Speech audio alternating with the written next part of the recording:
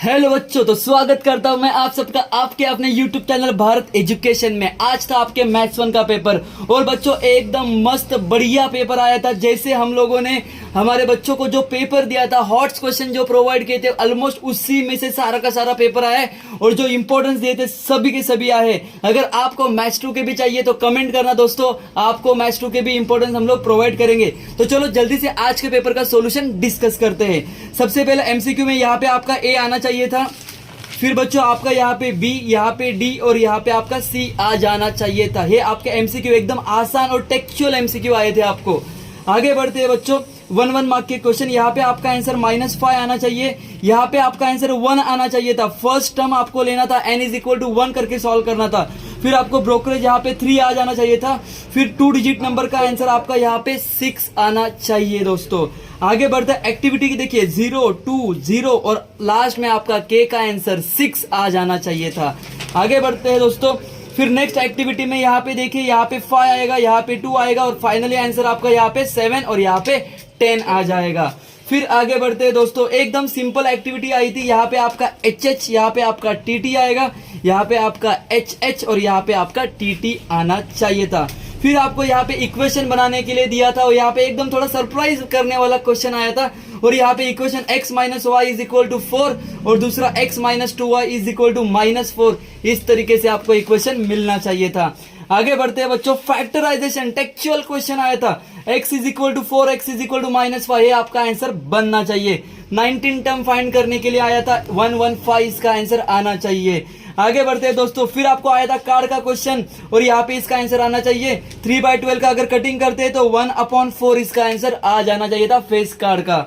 आगे बढ़ते हैं, फिर आपको यहाँ पे थोड़ा सरप्राइज करने वाला क्वेश्चन आया था। यहाँ पे prepare less than upper limit type of cumulative frequency, मतलब जो हम लोग मीडियम में काम करते, यहाँ पे सिर्फ आपको CF बना के दिखाना था उनको, बस इतना ही करना था।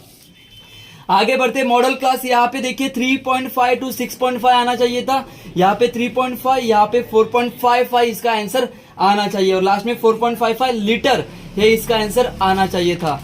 आगे बढ़ते हैं दोस्तों, फिर एक जीएसटी वाला क्वेश्चन आया था, एकदम मस्त हेवी टेक्चुअल पहले एक्सरसाइज का सिमिलर क्वेश्चन था जो एक्टिविटी बेस में आया था। यहाँ पे आपका जीएसटी आ जाएगा फॉर्मूले में, यहाँ पे x 18118/100 और फाइनल आंसर देखेंगे तो 2000 आपको आना चाहिए था।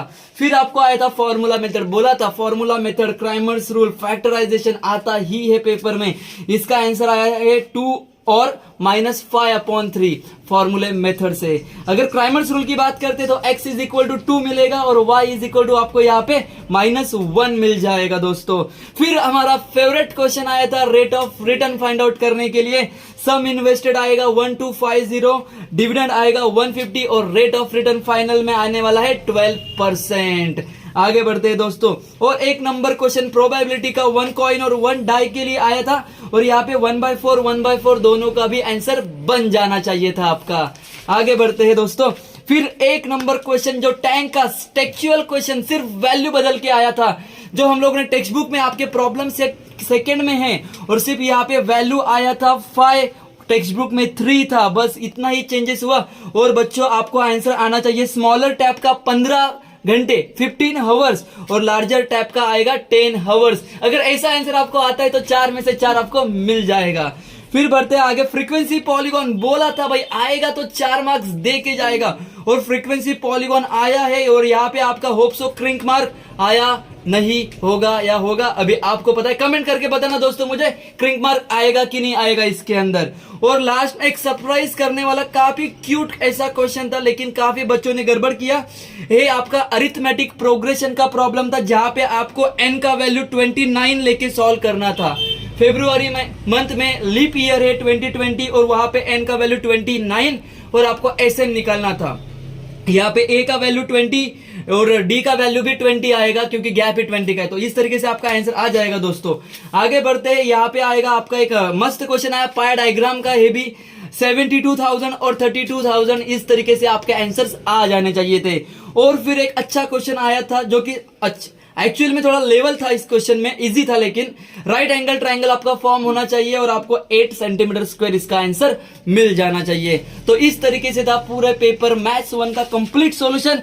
अगर मैथ्स 2 के इंपॉर्टेंट चाहिए तो दोस्तों कमेंट जरूर करना। मिलते हैं नेक्स्ट वीडियो में। Thank you so much.